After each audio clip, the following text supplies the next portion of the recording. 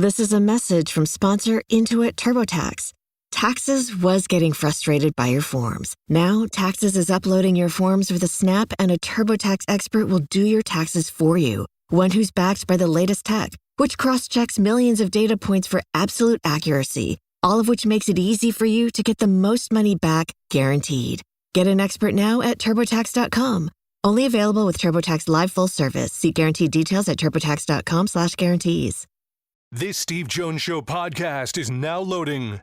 The Steve Jones Show podcast is presented by Sunbury Motor Company, Purdy Insurance, and Brewers Outlet.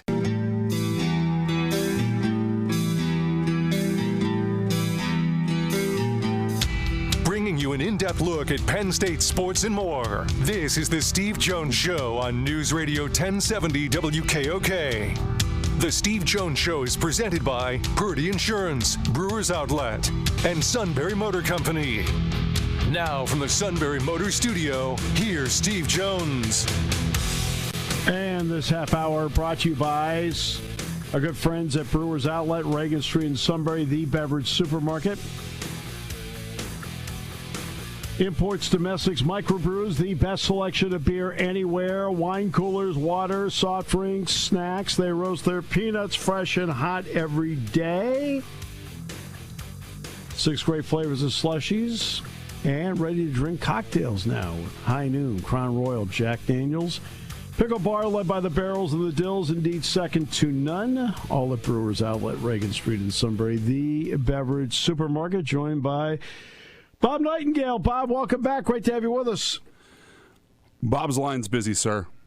Oh, sorry about that. Okay. we will wait after the big intro. We'll wait and see if the line magically takes care of itself. Yes, we will talk about the world-famous torpedo bats. We will get to that at some point here because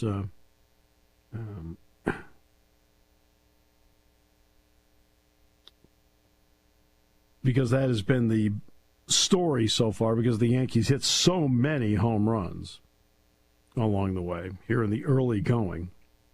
It hasn't translated to other teams like the Red Sox yet. Although I guess they did hit a home run last night. Or they hit a couple home runs last night, which was great. So, yeah. And the Red Sox are leading the Orioles 5-2 here this afternoon. Alex Bregman has homered in the game, as has Campbell. Let's say this: the Campbell kid, they gave him a contract. He's been doing nothing but hitting since. He's up to 455 now, and they signed him to a 6-year deal, something like that. Yeah, I mean, so there have been Red Sox have hit 2 more home runs today, trying to get themselves out of this early hole. But then there's the Dodgers, and the Dodgers, you want to talk about the ability to get off to a start. The best team money can buy is off to a start. 8-0, and they rallied last night to win that game. Ohtani walked it off for them last night. I was reading last night that I guess Max Muncy was 0 for 2 or 0 for 3 and decided to switch from. He had switched it to torpedo bat, and he went back to his regular bat, and he hit the tying single with his regular bat instead of a torpedo bat. Right. I mean, and again, it just depends on what you're comfortable with. It's slightly different. In other words, the difference is it's not where the barrel begins, right? That's not it.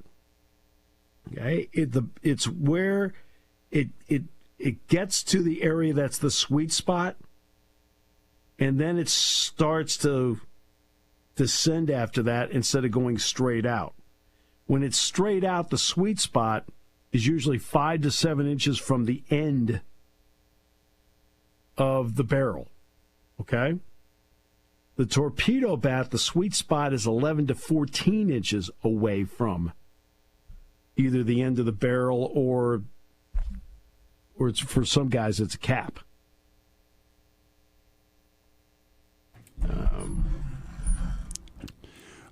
I was going to say that I was reading that one of the reasons that the Yankees did it is Anthony Volpe and somebody else most of their balls were hit off that part of the bat, so they wanted to make sure that the barrel was there, so they, so their hits were more solid. Right.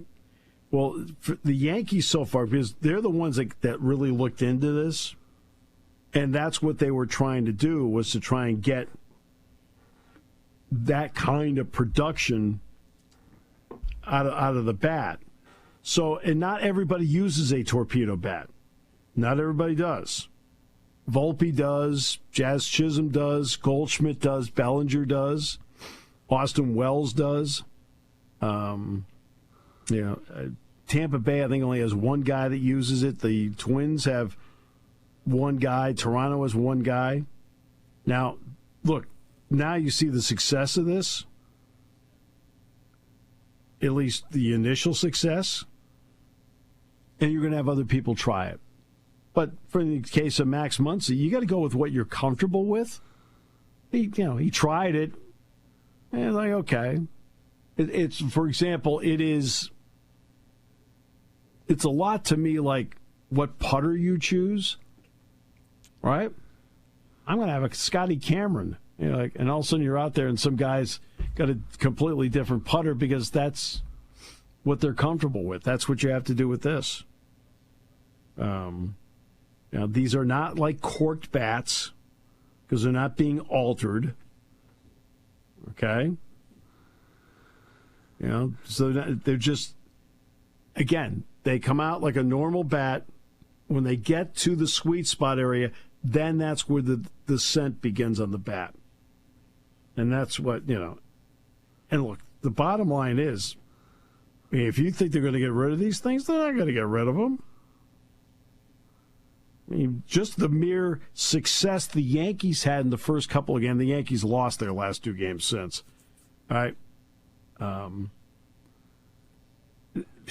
But the bottom line is, people see that somebody has success, they're going to try it.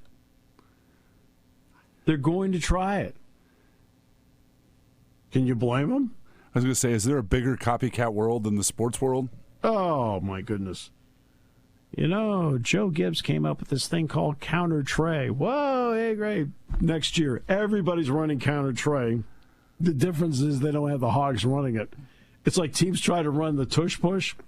You don't have the Eagles running it. Okay. It's not as great as we thought it was going to be.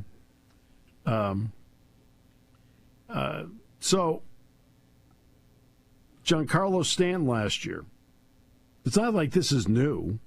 Giancarlo Stanton last year used a torpedo bat. And guess what? That's the bat he was using in the postseason. Okay. Who had a great year last year for the Mets? Francisco Lindor. Well, guess what? He was second in the National League MVP voting last year. So it's not as if this is... It's a big deal because of what the Yankees did in the first 3 games of the season. It's tailed since. Because, you still have to have the skill to do this. You just like, I got a torpedo bat. I think I'm going to hit 300. No, you actually have to have the skill to hit 300 still. But your ability maybe to drive the ball. Okay? That's why, for example, this is very much to me. Let's go back to the golf analogy. If you're really going to be serious about playing the game, and I don't mean pros. I'm talking about you want to play a lot more golf this year, and I'm going to buy myself new clubs. What do I tell people all the time about that? Because I know it worked for me. Get a club fitting. Right? Well, what does a club fitting do? They take your swing and then they try to adapt the club to your swing, right, where the sweet spot is more available to you based on your swing. That's the club fitting. That's a torpedo bat. Torpedo bat is, you know what? When I'm hitting, my sweet spot is back 11 to 14 inches off the end of the bat. That's usually my sweet spot based on my swing. Try this bat because that's where the sweet spot is. Does that make sense? Oh, definitely. My biggest fear is I go to a club fitting, they're just going to hand me plastic gloves. But you see what I'm saying? Yeah. You go to a club, I'm going to get a new driver. Well, okay. So say I want to remember Wes Durham and I were kidding around on the show that day about new technology, because that's when Wes always talks about when he needs new clubs. Hey, Jonesy, I need new technology. Right? But, so, quote, I need a new driver. Well, you go to your pro, and again, this is if you're serious about it and you have the means. I understand all that. But you go to a pro, and you do the club fitting. And they make sure that the club is structured in such a way where, based on your swing, you've got a better shot at the sweet spot. That's what a club fitting is. That's what a torpedo bat is.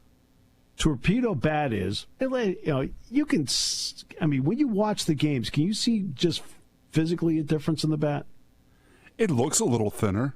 Yeah, I can see a little bit because I can see the tapering toward the end of it instead of just being straight out from the barrel. Okay, I can see that. But everybody has different swings. And despite the fact they're trying to teach the same swing to everybody all the time. But, some people, the sweet spot is different for them. Instead of being 5 to 7 inches off the end of the barrel, which has been the typical of the standard Major League Baseball bat that's been used, the sweet spot on these are 11 to 14 inches. Okay? So it's 4 to 7 inches further back, which for some players makes a big difference based on their swing plane.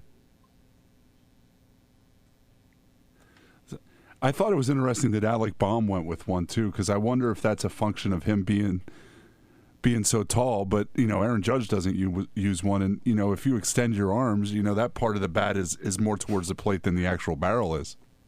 Again, it's all going to depend on the player. Yeah. How many players do we see that seem to change their stance every at-bat slightly, or they'll change their stance every game slightly, or you've got some guys that think so much they change it slightly every pitch. Again, it depends on the individual. Some guys are like, yeah, this is how I swing, here we go. Others are like, okay, wait a minute, okay, that didn't feel right, I got to make a little adjustment. You see players making actual adjustments pitch to pitch. Like, right? Okay. Well, that's the same with this. So Bohm may be somebody that sat back and went, well, these guys are having success with this. I think I'm going to try and see if I have success with it. Okay. It's fine. That's part of it. You end up seeing whether or not it works for you. Okay. I don't blame them. If that, there are people saying, will they ban them? I don't think they're going to ban them. I really don't. Look, as I pointed out yesterday, what did I point out yesterday about rules, for example, and how everybody in the NHL used a flat blade stick for decades? And then Bobby Hull and Stan Mikita and those guys came up with, hey, let's put a curvature on the stick. And then eventually they did put a limit on how much a hockey stick could be curved. Okay. That's fine. We've seen the world swimming body on full body swimsuits and how they're made. Nope, can't do that. So you will see that every once in a while. But the numbers on torpedo bats so far are still in their infancy, because even though a couple of guys had success with them last year, like Stanton and Lindor, and you saw the opening 3 games with the Yankees, okay, well, that's the last time I checked, the Yankees are now 3-2, and they lost their last 2 games. I think I said this on the show, but I think I read on Monday after that Saturday game that the Yankees, 9 homers or whatever the heck it was, 7, that the Brewers threw like 8 fastballs under 90 miles an hour in the middle of the plate. That doesn't help. No. That doesn't help. And in this day and age, an under 90 mile an hour fastball is basically a batting practice pitch at this point. Right. So they had the wild opening sequence. They've hit 4 home runs in the 2 losses. The other one last night, Volpe hit a home run in the 9th inning when the game was 4-0. So it wasn't like they hit all these home runs. They hit 1 home run that made the game look closer. When Gallen was out there last night pitching, did you see how Zach Gallen pitched last night? I did. I saw he had 13 strikeouts. He had 13 strikeouts. So something tells me the torpedo bats weren't working against him last night. Again, it's just, it's going to be pitchers game by game. Those 2 teams will play again tonight. The D-backs are going for a sweep in the series. But I was going to say, I think everybody in the NL West combined is 21-3, except the Rockies, who are 1-4. Oh, the National League West? Yeah. The Dodgers 8-0. It's historic. It's great. They have a half-game lead. Yep. Does the Padres keep winning? They're 7-0. Meanwhile, for the Phillies, the comfort of knowing the Braves are already 5 back, not bad. I read today that of all the teams that have started 0-7, none have made the postseason, and only 2 have finished with winning records. Hey, that makes sense. I've said this for years about this. We always seem to concentrate on, it's August and September and the whole thing. All those games in April and May count. You usually see teams that get off to great starts. They usually have enough to sustain it and get home. Hey, we watched the Phillies last year do that. Yeah. Just enough to sustain it and get home. And the games in April and May count. So they're all 1 win and all Red 1 Sox, loss. by the way. Yeah, the Red Sox, by the way, 5-3 over the Orioles in the 5th. So that's going on right now. I know a lot of Oriole fans in the area. One other note for you. A couple notes for you. Sacramento State is going to file with the NCAA this week because they want to transition from FCS to FBS in football as an independent. Man, I don't know why I could picture Sacramento State being in the Pac-12 when this is all said and done, or whatever the Pac is called these days. Why do I see that? Because it smells like they were talking to people. Yeah, well, here they are. Sacramento is a top 20 media market, contrary to popular belief. They were playing in the Big Sky last year in football, and they went 3-9. But they've hired Brendan Marion as their head football coach. They did so in December. He was UNLV's offensive coordinator at one point. And their head basketball coach is Mike Bibby. I was just going to ask you if you saw that. Yeah. Because Shaq's kid's going to go there now. Sharif. Yeah. Yeah. Yeah, Sharif played against Penn State when he was at LSU. Does that sound right? I know Shaq, one of Shaq's kids was at LSU. Penn State played him down in Destin. I think he came from somewhere else. I think that's the older one. Yeah, it has to be the older one. I'm sure it is. But Penn State played them down in Destin. He was on LSU's team, which of course that's where Shaq played his first 2 years before going to the NBA. But Sacramento State, why do I sense that they've got some Pac-12 written on them? Just a gut feeling. Meanwhile, remember the quarterback Drew Pine. Drew Pine is, after going to Notre Dame and Arizona State, then went to Missouri, he's transferring again. He's going for his fourth school, 6 years.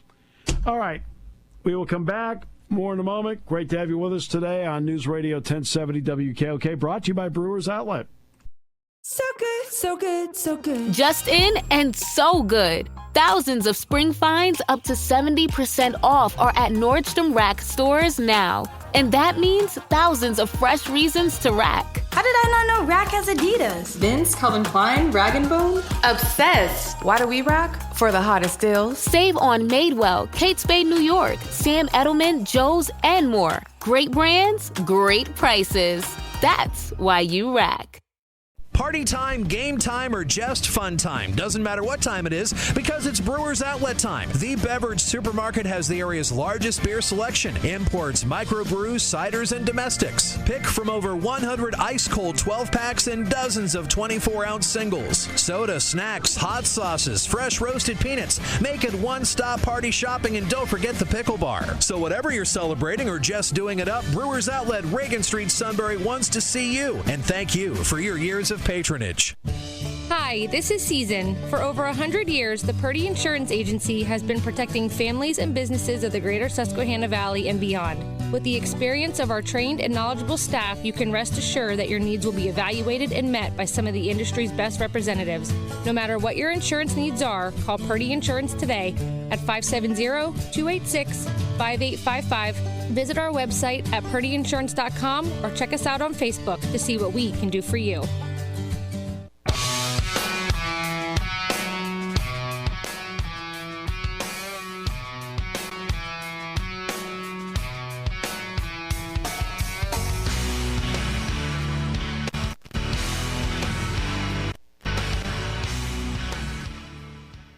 Okay, Bob Nightengale at 2:35. So we're all set. We'll talk with him. Extensive conversation about torpedo bats coming up.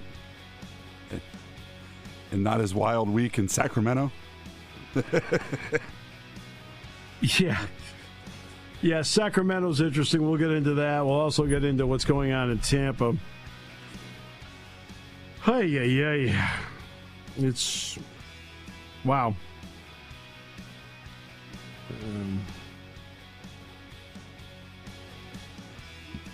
Buzz Williams says he's confident in Maryland's commitment. I hope so. He willingly left Texas A&M to take the job.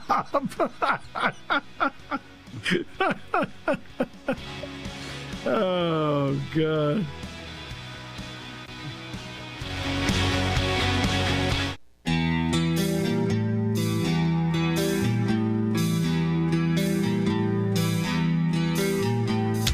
Bringing you an in-depth look at Penn State sports and more. This is the Steve Jones Show on News Radio 1070 WKOK. The Steve Jones Show is presented by Sunbury Motor Company, Purdy Insurance, and Brewers Outlet. Now from the Sunbury Motors Studio, here's Steve Jones.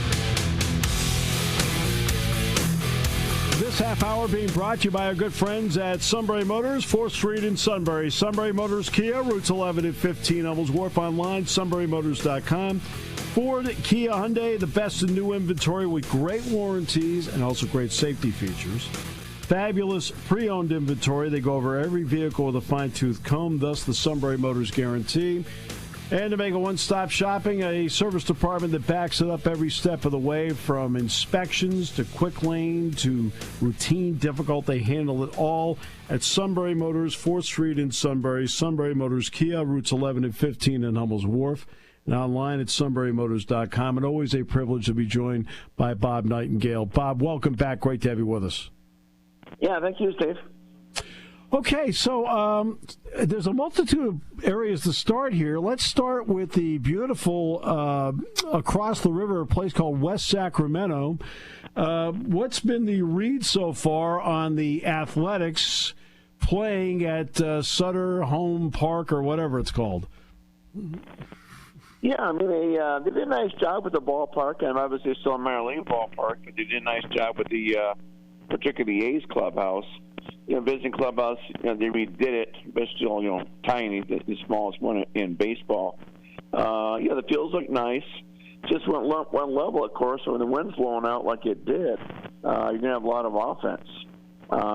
More of a subdued crowd than I thought. Of course, A's never led one inning of a 3-game series in cold weather for a couple nights. But they didn't sell out the next 2 nights either. Sold out the game 1, but not the second game or the third game. What they did, they capped it at 6,000 season tickets, Bob, and I think they sold all 6,000. Is that true? Yeah, it sounds right, Steve. Yeah, I know they did sell all their season tickets. So they drew like 12-something the first night, then dropped down to 11 the next night, and then 10 and change for the day game on Wednesday, which is a beautiful day. I'm just surprised they haven't sold out every game right away, particularly with the Cubs in town. I agree. Yeah, that part mystifies me a bit because, look, I know that the Sacramento Kings are playing a big role in this because their ownership owns the River Cats as well. Is there some hope along the way that they can put themselves in a position as a community that baseball would consider, even though they'd be a long shot, but consider them as an expansion possibility? I think that's what their dream is, but they're going to have to keep on dreaming for a long time because when they expand, it's probably going to be 2031 at the earliest. Then you're talking about Salt Lake City is definitely going to get a team, and most likely Nashville. But Salt Lake, I think they have the Jazz ownership involved and stuff, but they're all set. So I think with those 2 teams starting off. I just can't imagine Sacramento, getting a team for, at least for another 15, 20 years. Right. I agree. So now let's get to the Tampa Bay situation because, again, all this expansion talk has always revolved around, look, I need the A's settled, I need the Rays settled. So I guess what Tampa's St. Petersburg's put a lot of money into that building. But what is the Tampa Bay situation at this time as to how you read it?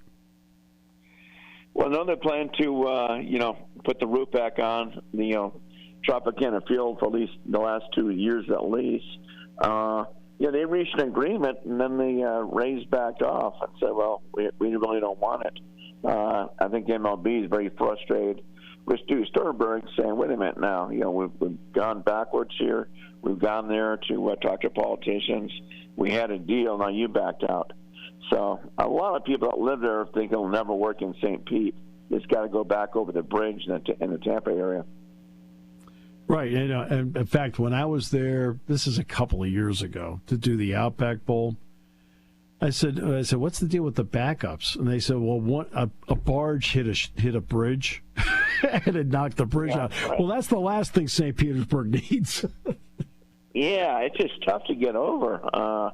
So the people in Tampa just don't want to drive over there, and takes way too long. So that's why I think it would only work in Tampa or even Orlando if they had to. It's not as if torpedo bats weren't in existence last year. Giancarlo Stanton was using one. Francisco Lindor used one. What's been your read initially from the players, and what's been your read from the pitchers so far of those who have faced torpedo bats? Yeah, I think it's the most over-exaggerated thing in the sport. And the Yankees hit 15 home runs because they're facing awful Brewer pitching. Yes.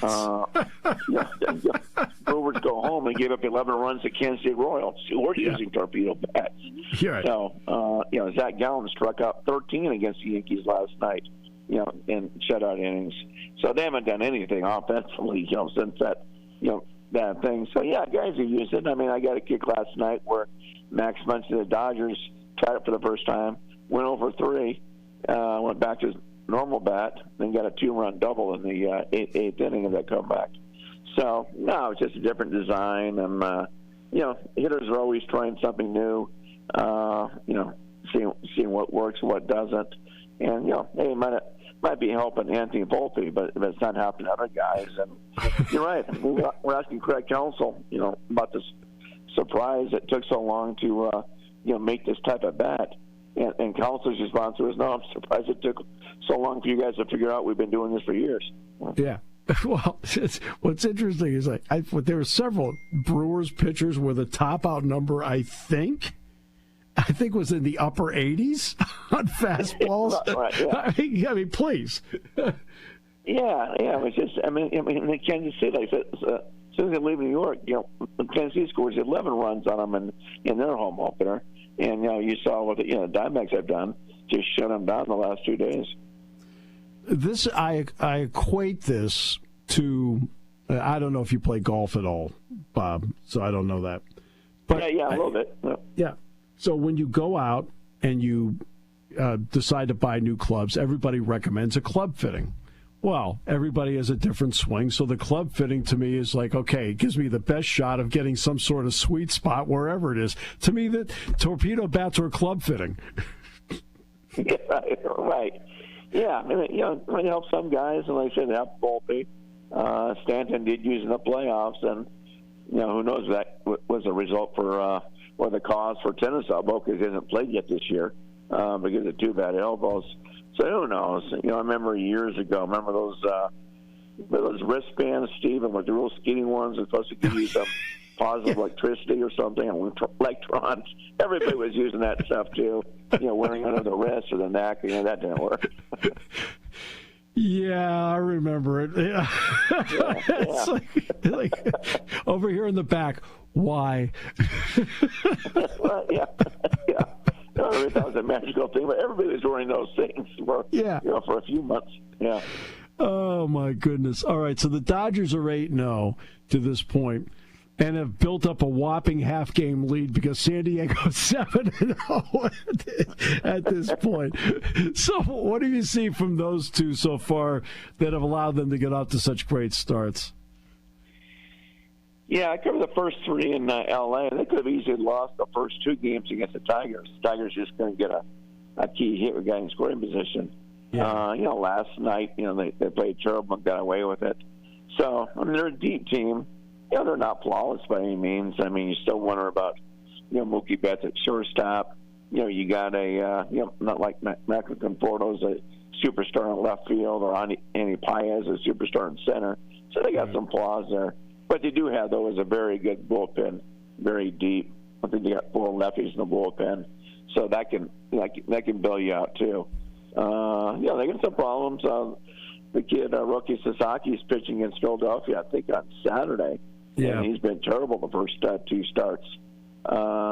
Snell's been solid, but he struggled, last night. So we'll see. But it's an unbelievable division, and that's what I thought last year. With the Yankees, I thought they might have finished 4th in National League West. I think the West is that strong.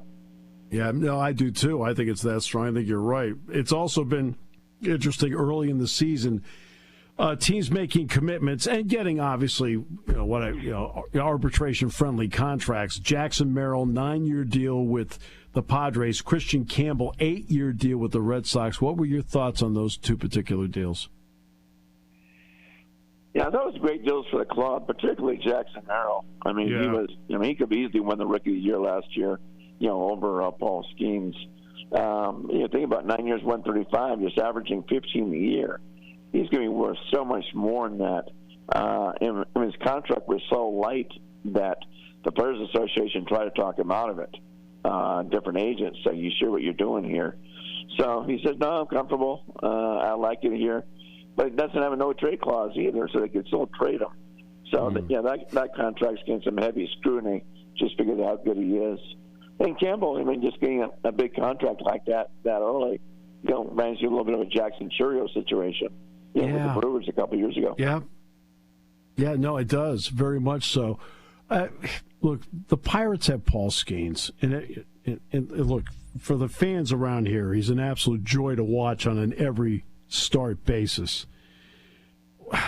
Is it possible that he gets a deal, A, and B, to me, this is the equivalent of drafting like Brock Purdy in the 7th round, and I've got 7th round money on a guy, and I should be taking the additional money and putting guys around him, and the Pirates don't seem to be putting anybody around him. Am I wrong about this? No, you're absolutely right. And that's if you're Paul Skeens, why would you sign an extension there? It's like, do I want to be part of this? I want a team to build around. I think that that was a factor in the Juan Soto sweepstakes when the Yankees weren't going to spend it all if they got Soto, and the Mets promised they would. He wanted to be the lone guy there and being pitched around. And I think the thing to Paul Skeens is like, all we did was grab, re-sign Andrew McCutchen, and that was it. So, we'll see. But I would be surprised if Skeens signed an extension, no matter what the price is. And, everybody wants to win, and disappointing start for those guys once again. Give the Red Sox credit; they are consistent. They acquire Chris Sale, then eventually sign him to a long-term contract. So they get him from the White Sox. They get Garrett Crochet now, and they get a 6-year, $170 million deal with him. Now, to his credit, he was terrific in the 3-0 shutout over the Orioles. But your thoughts on what he can mean to Boston and the fact that it's a 6-year deal? Yeah, it was a big gamble. Talking to different people, they were a little stunned that he got that just because he's only had 1 year as a starter. And even then, he was kind of getting limited innings the second half. Right. That's why the White Sox didn't sign him. He wanted that kind of money. They said, no, we're not doing that. We just don't know if you can stay healthy. So it's a gamble. I mean, terrific talent, but you just don't know how long it's going to last. So I think it was almost like 5 years to a month that they did that with Chris Sale. That did not work out at all. So we'll see what happens here. I have to ask you about the Braves. Now, look, they obviously had to start with the Dodgers. I've got that. And is it a question of who they're playing, or there's deep questions about the Braves at this point? No, I think they'll be fine. I mean, obviously the Profar thing. I mean, that was that really hurt them a lot. They didn't spend that much money in the off season. The money they spent, boom, now he's out for half a year. And who knows, the only reason he had a big year is because he was using stuff. But, like you said, Steve, I mean, they opened up with the Padres, they opened up with the Dodgers. Yeah. They lost a game yet. And those were the two best teams in baseball last year. Yeah, sometimes it's who you're playing. As you said, the Yankees may have finished fourth in that division last year, as a matter of fact. It's so strong. If you're throwing the Giants and the Arizona Diamondbacks, I mean, that's just a strong, powerful division. I mean, it used to always be the AL East. Now it's the NL West. Yeah, no question. Colorado has almost no chance out there because they got to play all these teams. One more on the Red Sox: the mystifying start of Rafael Devers. How do you categorize that? Yeah, you talk to people around the game, they wonder if something's wrong with that shoulder. It's like, okay, this kid's too talented to be playing like this. Why is he striking out? I don't think it had, really anything to do with the DH thing or him, protesting or anything like that. Obviously, he wanted to stay in the field, but it does take adjustment period. When you're just kind of sitting around for 3 innings until you bat again. But people got to worry about the shoulder, saying there's something wrong here with the guy physically, to get off that bad of a start. Yeah, because the field thing. Like, he's one of the bottom fielding third basemen in the game. You acquired one of the top fielding third basemen in the game. Isn't there some level of common sense? I mean, I know there's pride, but isn't there a level of common sense here? Yeah, you think there should have been some more communication because there were talks about Bregman for a good month or month and a half. It's like talking to him, saying, "Okay, we get him. You're gonna move." A little bit what the Astros did with the Jose Altuve. They decided to move him to left field anyway. Same sort of thing. So I'm sure it's a bashing of his pride, particularly that he's not playing first base too. What will be interesting if Bregman leaves after the year, opts out. Then what do? You put Devers back at third, at first. I don't know what you do with him. Neither do I. And if you don't know, I don't know. I mean, I'm going to be in film. Guys don't like DHing. I mean, Seiya Suzuki kind of lost his starting job with that. Kyle Tucker in right field is not like the DH, but he's done well so far. But it's an adjustment. Being in the game every single pitch, to riding an exercise bicycle for 3 innings or preparing for your next at bat. Yeah, there's an entire routine to being a DH that you've got to come up with that keeps yourself active during all this that not everybody can adjust to. I mean, obviously, Edgar Martinez and David Ortiz figured it out. So, right, exactly. Yeah. So, but it's tough. I think that's why a lot of teams don't even have a DH. They just use that for a day off, like whoever needs it. Right, exactly. Well, I'll find out for myself. I'm going to go to Fenway in a couple of weeks, and I'll report back to you whether his shoulder's all right. Okay. All right. Okay. You wait for your report. Thanks, Steve. Yeah. Thanks, Bob. Appreciate you as always. Thanks. All right, my pleasure. Take care now. Bye. The outstanding Bob Nightengale joining us on the show today. Brought to you by Sunbury Motors, 4th Street in Sunbury, Sunbury Motors Kia, routes 11 and 15, Hummels Wharf, and online at sunburymotors.com. Wrap it up in a moment on News Radio 1070 WKOK. There's something to be said about a sale with a handshake, a service technician who really knows what he's doing. They can explain it in English what the problem is. There's nothing better than having that friend you could trust in the area. That's Sunbury Motors, where you get selection, knowledgeable salespeople, and prices that fit your budget, and more important, that friend you can trust. Welcome to Sunbury Motors, Kia, Ford, and Hyundai. You could shop other dealers and compare prices, but at Sunbury Motors, you get their lowest price promise. They research the current used vehicle market and guarantee their used car prices are the lowest. If you find a lower price, Sunbury Motors will beat it. 3 dealers all in one.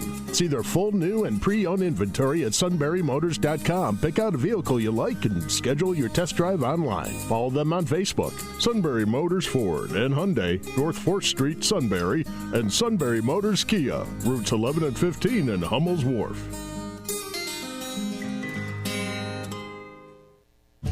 Hi, this is Season. For over 100 years, the Purdy Insurance Agency has been protecting families and businesses of the greater Susquehanna Valley and beyond. With the experience of our trained and knowledgeable staff, you can rest assured that your needs will be evaluated and met by some of the industry's best representatives. No matter what your insurance needs are, call Purdy Insurance today at 570-286-5855. Visit our website at purdyinsurance.com or check us out on Facebook to see what we can do for you.